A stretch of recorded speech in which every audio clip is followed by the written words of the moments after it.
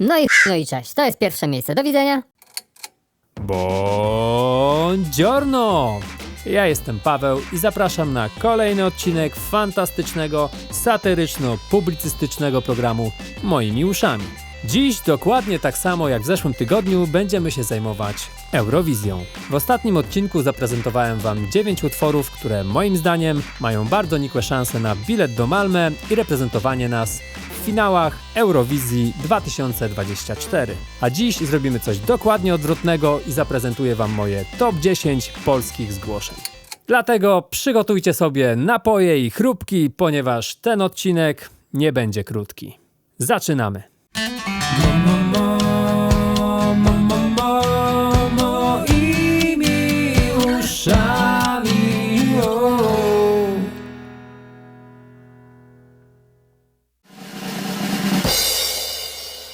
Na miejscu 10 Assembled z piosenką Short Period of Panic.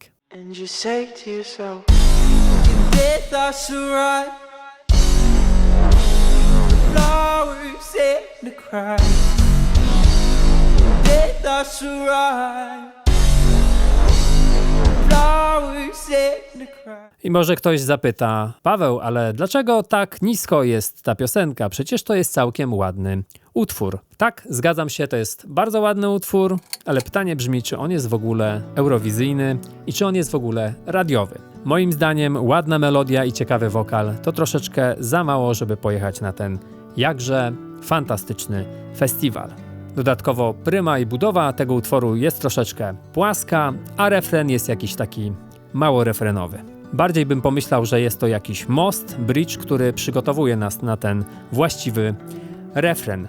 Jeżeli oceniałbym tę piosenkę za wartość artystyczną i nie byłaby to piosenka konkursowa czy singlowa, to powiedziałbym, że to ciekawy utwór, zwłaszcza jak na nasz rodzimy rynek, ale niestety tutaj kryteria są troszeczkę inne. Natomiast będę kibicował temu młodemu artyście w dalszej drodze, ponieważ wydaje mi się, że jest ciekawy i obiecujący. Na miejscu 9 Dariusz Blasi bądź Dariusz Blasi z piosenką Into the Void.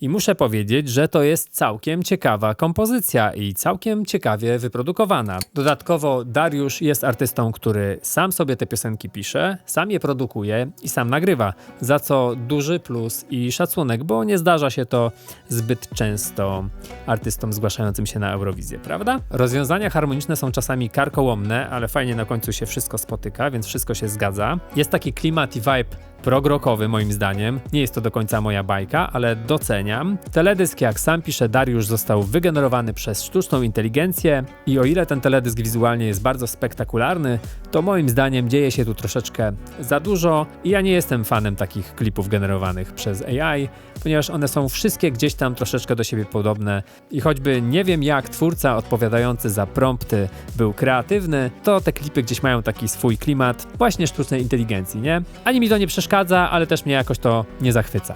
Natomiast jeżeli ten ranking miałbym robić tylko i wyłącznie według swojego gustu, to ta piosenka z całą pewnością byłaby troszeczkę wyżej, bo myślę, że muzykalność Dariusza zasługuje na troszeczkę więcej. Ale nie zapominajmy, że kierowałem się również tutaj kryteriami eurowizyjnymi. I teraz, czy ta piosenka jest wystarczająco eurowizyjna? Z jednej strony tak, przecież to jest progresywny rock i już podobne kompozycje w pewnym sensie zdarzały się na tym festiwalu. Natomiast obawiam się, że złożoność kompozycji i harmonii działa tutaj niestety na jej niekorzyść, bo jednak Eurowizja lubi piosenki troszkę prostsze i łatwiejsze w odbiorze. Także niestety nie przewiduję tutaj sukcesu eurowizyjnego, natomiast mam nadzieję, że ekspozycja talentu Mariusza na szerszą publiczność przyniesie tutaj jakieś owoce, a Mariusz dzięki preselekcjom zdobędzie troszeczkę więcej fanów, czego z całego serca mu życzę. Na miejscu 8 Dominika Kwiatkowska z piosenką To ja, a w zasadzie może powinienem przeczytać To ja? Hello, to ja. Czy na pewno ta błądzi w nocy we łzach, z uśmiechem życie gra? Hello, to ja.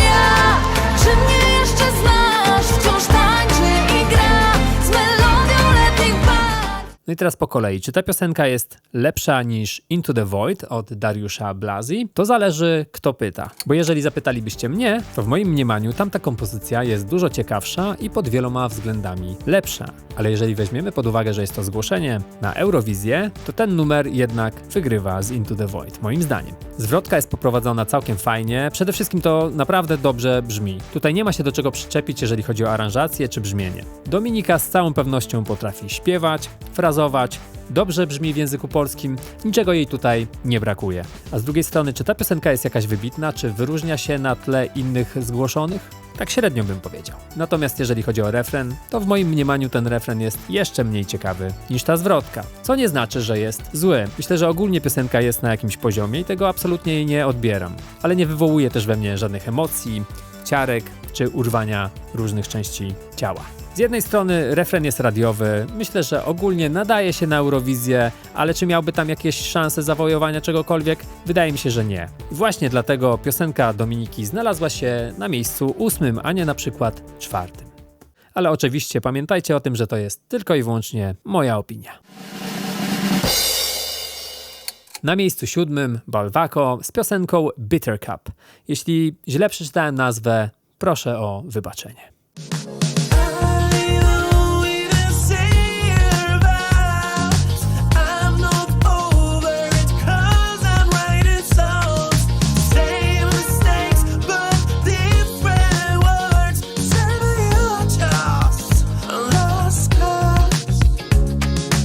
I mam delikatniutki problem z tą piosenką. Z tego względu, że to jest bardzo fajny numer. W bardzo fajnym takim klimacie funky, troszeczkę mi się kojarzy z Get Lucky, troszeczkę mi się kojarzy nawet z George'em Michaelem i to jest wszystko super. To są świetne skojarzenia i dla mnie bardzo miłe i przyjemne. Natomiast jakiś pierwiastek w tej piosence niedoskonałości sprawia, że ona jest na miejscu 7, a nie gdzieś tam wyżej, nie? Bo tak ogólnie kompozycyjnie, pomimo tego, że nie jest to ani odkrywcze, jest troszeczkę nudno, to jest to naprawdę takie smooth. Jest to piosenka naprawdę przyjemna w odbiorze, nie? I ja takie piosenki lubię. Ja w ogóle lubię taki sznyt, jeżeli chodzi o i kompozycję, i aranżację. Naprawdę lubię. Natomiast jest tu troszeczkę niedoskonałości i w tym brzmieniu tej piosenki, i w miksie, ale to nie jest zły miks. Tu ogólnie wszystko się zgadza, moim zdaniem. Natomiast nie jest to takie perfekcyjne, a tego typu muzyka lubi perfekcję. Nie taką niemiecką perfekcję kwadratową, ale lubi taką, jak ja to mówię, posmarowaną troszeczkę masłem perfekcję, która z jednej strony w każdym takcie spotyka się w punkt, tam gdzie są akcenty, ale to nie są takie akcenty kwadratowe, one są czasami troszeczkę kopnięte, pośliźnięte, ale jednak bardzo tajmowe, nie? Tutaj do końca tego nie czuję, chociaż jest blisko, i mam też troszeczkę lekkie, ale naprawdę lekkie zastrzeżenia do pana wokalisty, bo nie jest to perfekcyjnie zaśpiewane, nie jest to też jakoś wybitnie charakterystyczne, nie? A tego od takich kompozycji i takich produkcji gdzieś tam wymagamy.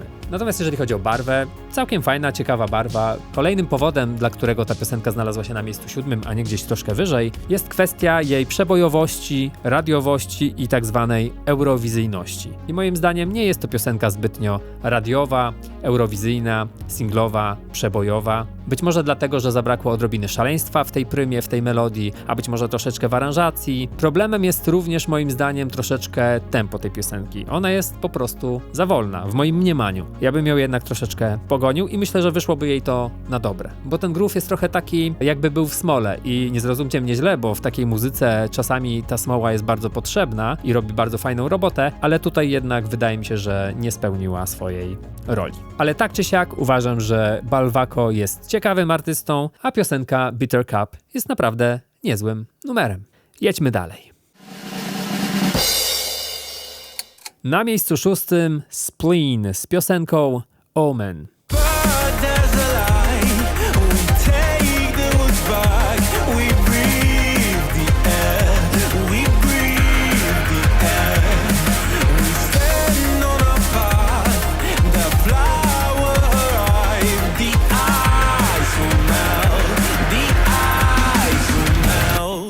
No i proszę Państwa, piosenka Omen to jest książkowy przykład tego, jak zepsuć piosenkę, która ma naprawdę duży potencjał. I oczywiście mówię tu o piosence, która ma być przeznaczona na singla, do radia, albo właśnie na taki konkurs, jakim jest Eurowizja. Bo niestety nie wydaje mi się, że piosenka, która ma 1,5 minuty wstępu, w którym absolutnie nic się nie dzieje, może w drugiej części wchodzi tam jakiś beat i gitara, która jest nudna jak flaki z olejem. Przepraszam, ale tak uważam. No i po tym wstępie, kiedy już się wyspaliśmy, obudziliśmy i wchodzi wokalista, zaczyna się robić bardzo przyjemnie. Wokalista ma naprawdę fajną barwę, ogarnia śpiewanie technicznie wystarczająco, żeby to fajnie sprzedać. Śpiewa całkiem przyjemną melodię. No i zaczyna się jakoś budować wtedy nam ta piosenka. Mamy zwrotkę, potem mamy tą cząstkę, która nie wiem, czy powinna być refrenem, czy nie, Omen, i jest też ciekawa. Potem mamy znowu przerywnik gitarowy, który niewiele wnosi, może poza tym, że jest pretekstem do użycia jakichś fajnych dubstepowych efektów i to jest spoko, natomiast kompozycyjnie i aranżacyjnie to niestety nie wnosi nic. No i na końcu mamy bardzo fajną cząstkę, która wręcz moim zdaniem mogłaby być całkiem fajnym refrenem. I ta cząstka się kończy i kończy się cała piosenka. Dlaczego? Takie mam pytanie do chłopaków. Dlaczego? Macie mega potencjał moim zdaniem. Naprawdę jest to propozycja w tym roku jedna z lepszych. Gdybyście skonstruowali tą piosenkę tak jak piosenkę, bo nie czarujmy się, zgłosiliście się na Eurowizję, no to chyba chcecie pojechać na tę Eurowizję, prawda? A z drugiej strony powinniście mieć chyba świadomość, że zgłaszając tak zaaranżowaną piosenkę, w zasadzie pozbywacie się wszelkich szans. Nie rozumiem tego, nie kumam, ale jak już wszyscy wiemy, ja nie wszystko muszę kumać. I żeby to dobrze wybrzmiało i zabrzmiało. Uważam, że to są bardzo zdolne chłopaki, a już na pewno bardzo zdolny wokalista. Gdyby ta ostatnia cząstka, która jest na zakończenie, była refrenem i pojawiła się w tej piosence 2, może nawet 3 razy, ale 2 by wystarczyło. Gdyby ta cząstka Omen była jakimś bridge'em do tego wszystkiego, a zwrotka zaczęłaby się dużo wcześniej i byłaby ze 2 razy w tej kompozycji, to jestem przekonany, panowie, że bylibyście brani pod uwagę przez jury jako ewentualny być może nawet zwycięzca. Kto to wie? Tego niestety się nigdy nie dowiemy. Tak coś czuję. Oczywiście mogę się mylić, ale w tym wypadku nie sądzę, żebym się mylił. Dlaczego?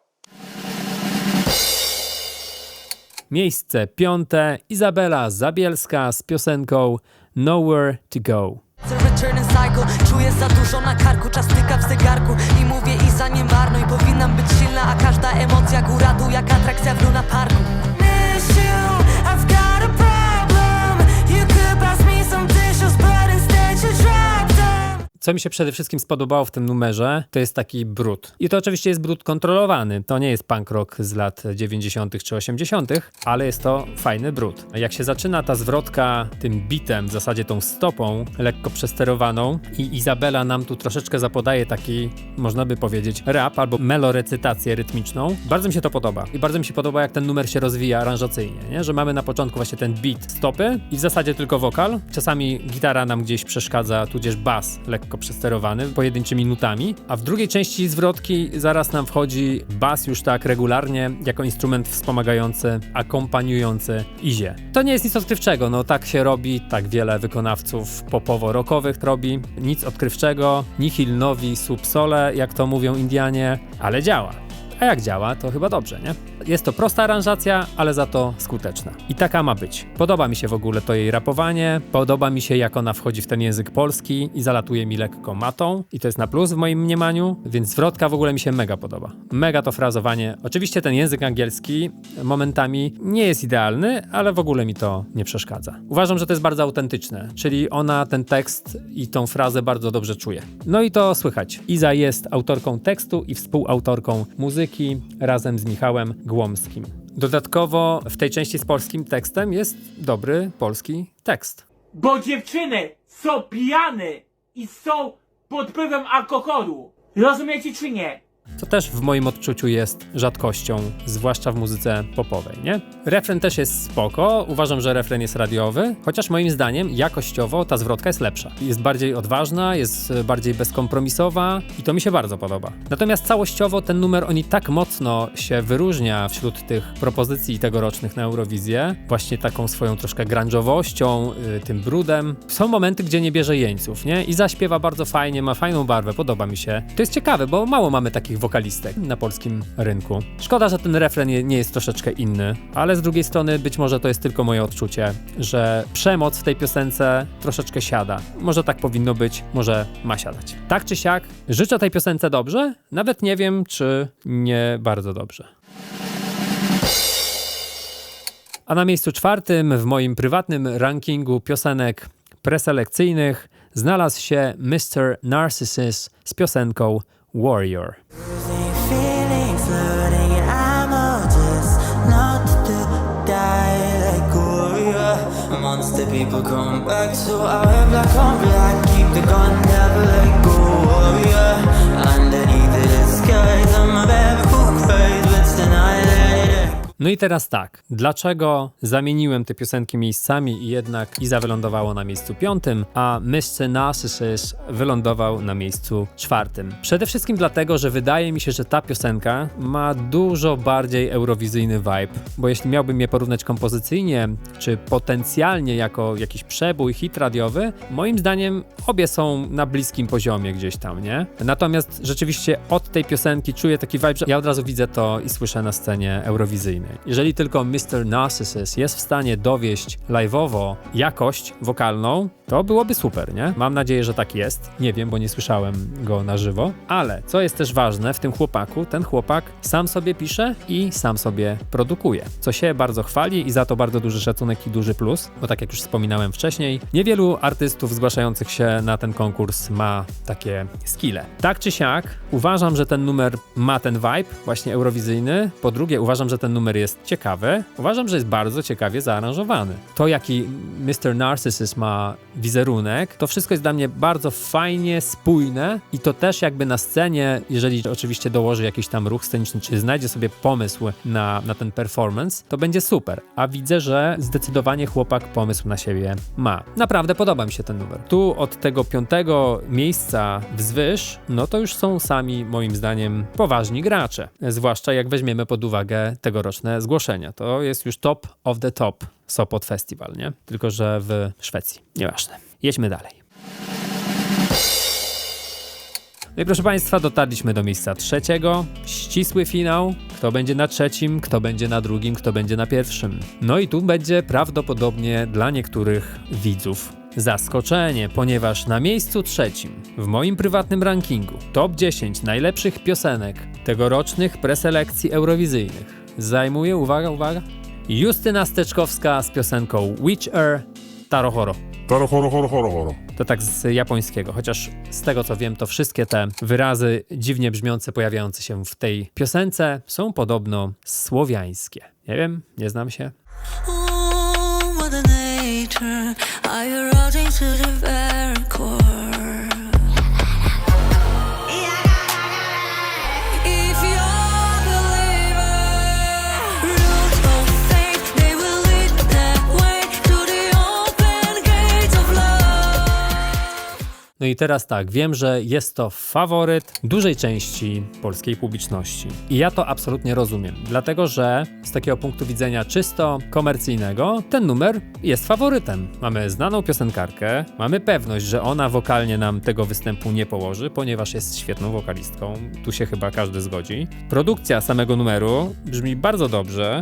Jak też widzimy, piosenka podoba się polskiej publiczności. Ale mnie ta piosenka do końca nie przekonuje. Z jednej strony wszystko fajnie płynie, aranżacja jest spójna, Justyna wiadomo, świetnie sprzedaje wokale, dodatkowo te chóry w drugiej części refrenu, super. Robota zrobiona jest na 100%, wszystko się tam zgadza. Mam natomiast problem z tym, że ten numer kompozycyjnie jest taki średni. O ile zwrotkę kupuję, bo tam jest dużo rzeczy intrygujących, ta melodia śpiewana, ta pryma jest ciekawa i taka troszeczkę nawiązująca do skal takich bliskowschodnich wręcz, ale troszeczkę też do słowiańskich. To jest super, to jest fajne. Tam jest cała Justyna na wierzchu i ona świetnie się tam czuje. Co prawda mam pewne zastrzeżenia do jej akcentu w niektórych wyrazach, jest bardzo, bardzo dziwny.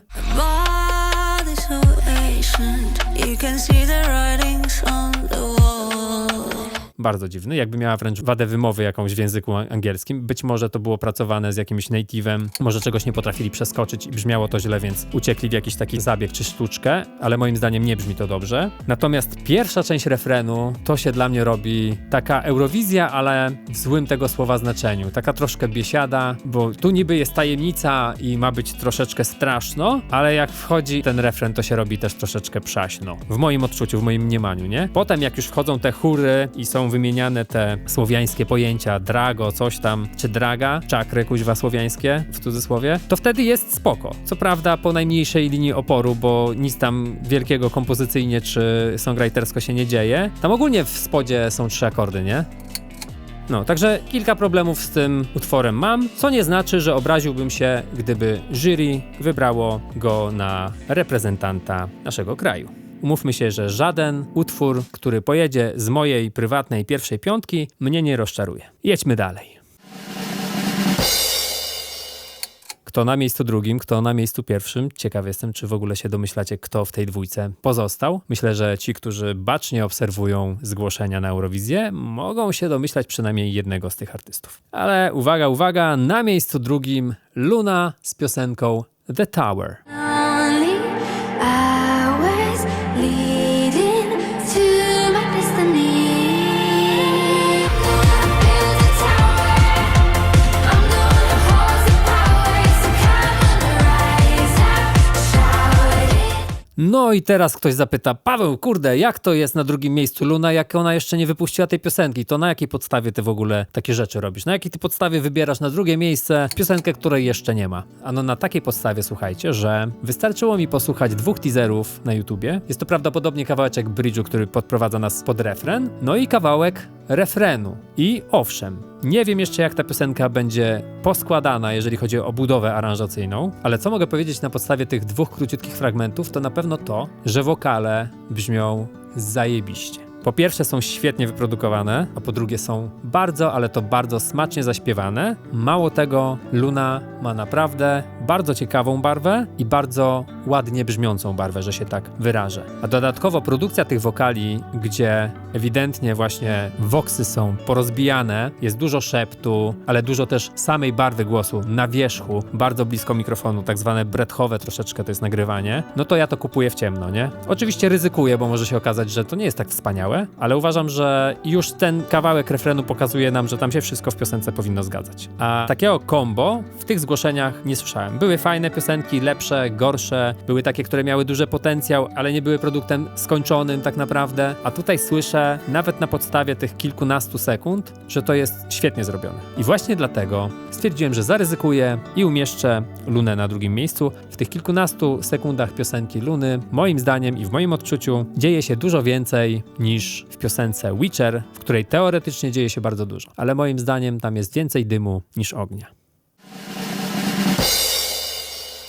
No i słuchajcie, jak wybór pierwszego miejsca kogoś nie zaskoczy, to ja nie wiem. Także koniecznie mi napiszcie, czy były osoby, które już tam gdzieś koło 5. miejsca wiedziały, że król jest tylko jeden. Jestem bardzo ciekawy, czy ktoś miał takie przeczucie i czy ono się sprawdziło. A więc werble, fanfary, numer 1 w moim top 10 piosenek zgłoszonych w tym roku do preselekcji na Eurowizję 2024. Już nie boję się ciemności, gdzie mieszkały moje lęki.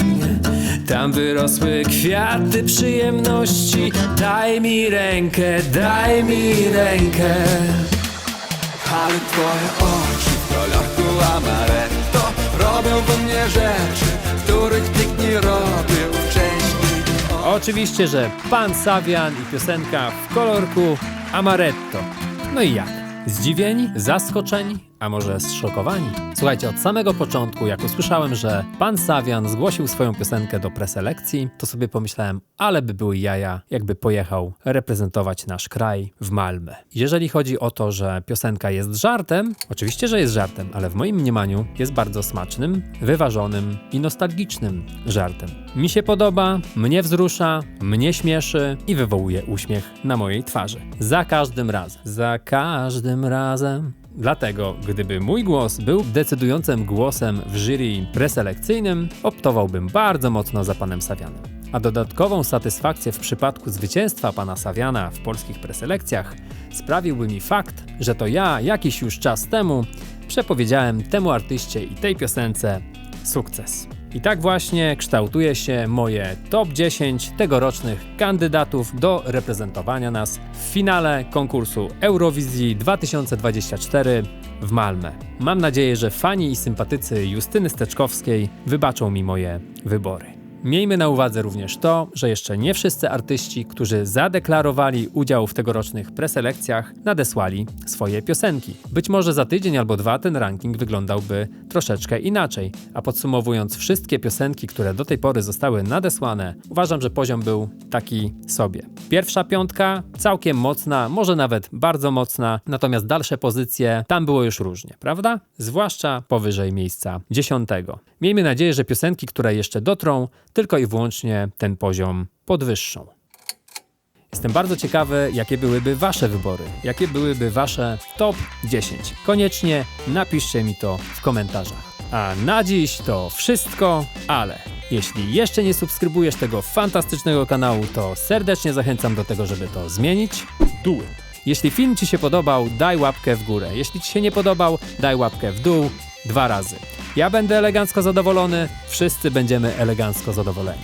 Ja jestem Paweł, mówiłem do was z mojego dużego pokoju. Trzymajcie się ciepło, do zobaczenia. Cześć! Uwielbiasz, gdy jest słodko. Uwielbiasz, gdy jest mocno. Mam nadzieję, że nie znikniesz o północy. Zostań tu, zostań. Ale twoje oczy w kolor. Amaretto